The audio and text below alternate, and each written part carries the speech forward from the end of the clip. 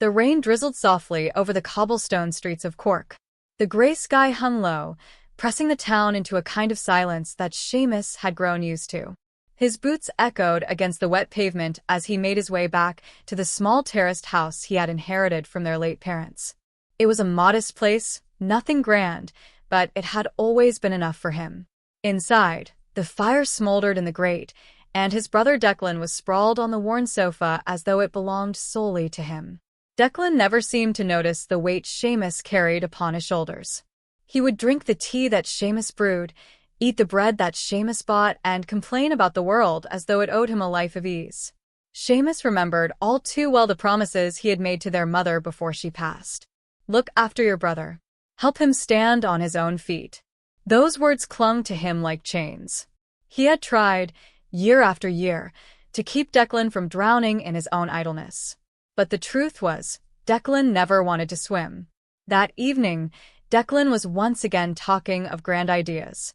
He spoke of business ventures he had never begun, of fortunes just around the corner, of women who adored him but somehow betrayed him.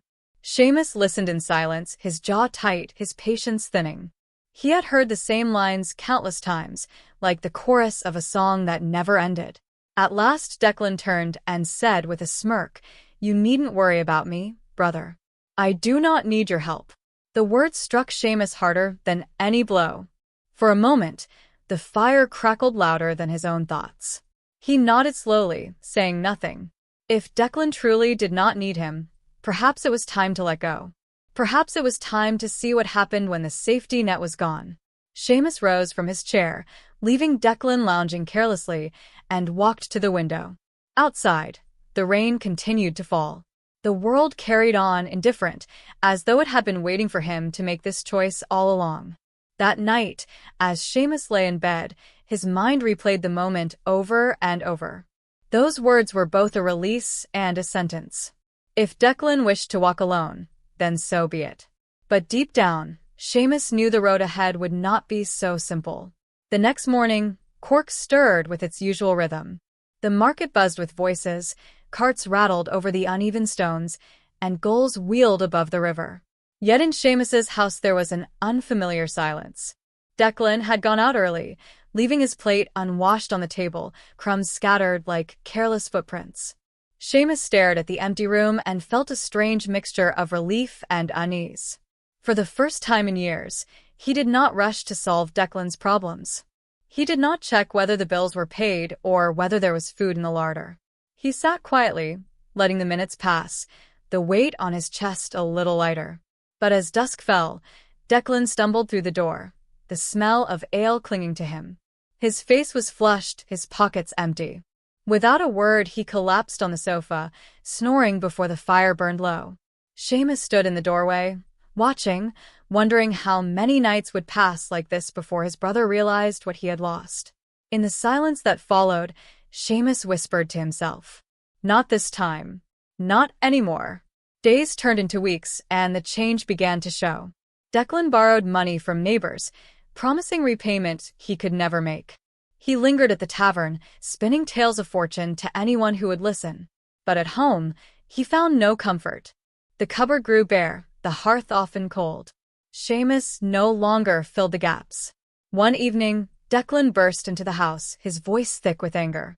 "You could have helped me, brother. Just a few pounds, that is all I needed." Seamus met his eyes, steady and unflinching. "You told me you did not need my help." The words hung between them like a blade.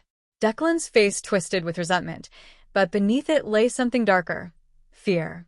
For the first time, he was beginning to understand the cost of his choices. By now the town had begun to talk. Neighbors spoke in hushed tones of the O'Sullivan brothers.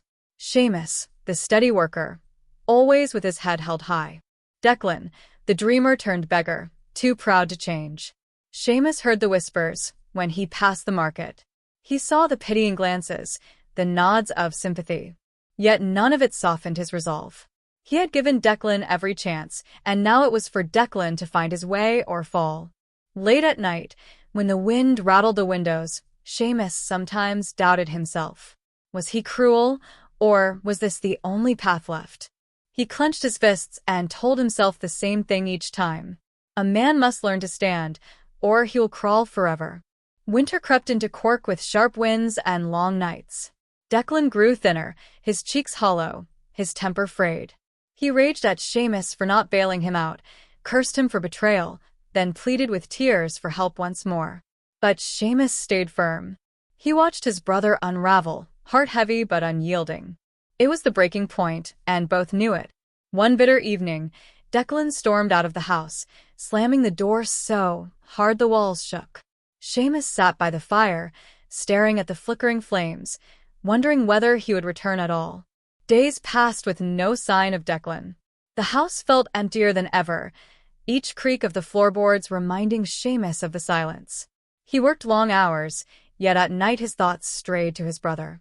Was he sleeping on the streets, or had he found yet another tavern to swallow him whole? The townsfolk spoke of a man wandering drunkenly by the docks, his coat thin, his eyes wild. Seamus knew who they meant but forced himself to stay silent.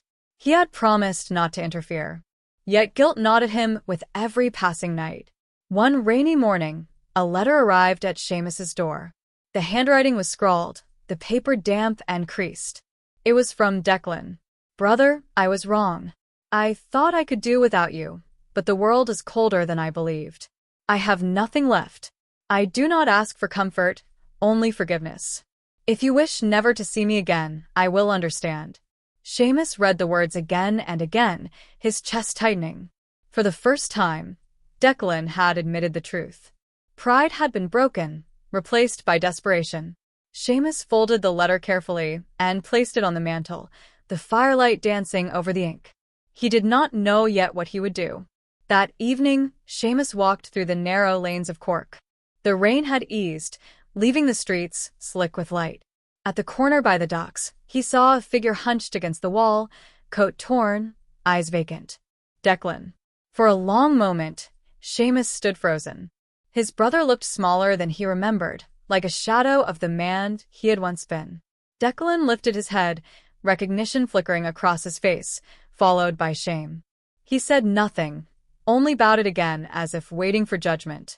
Seamus's hand twitched at his side. Every instinct told him to step forward, to offer warmth, but the memory of every broken promise held him back. That night, Seamus could not sleep. The vision of Declan in the rain haunted him, his brother's hollow eyes etched into his mind. He turned over again and again, torn between duty and freedom. The storm outside mirrored the storm within. Rain lashed against the windows. Thunder rolled across the sky. Seamus sat upright in bed, staring at the darkness, wondering how much longer he could bear this torment. The choice loomed before him: to reach out once more, or to let the lesson stand. Either path carried a price, and whichever he chose would mark them both forever. At dawn, the storm had passed. Cork lay washed and quiet, the air fresh with the scent of the river. Seamus rose, his decision heavy yet clear. He pulled on his coat, stepped out into the pale light, and walked towards the docks. Declan was there, sitting on the stone steps, shivering against the morning chill. His eyes lifted as Seamus approached, filled with disbelief and sorrow.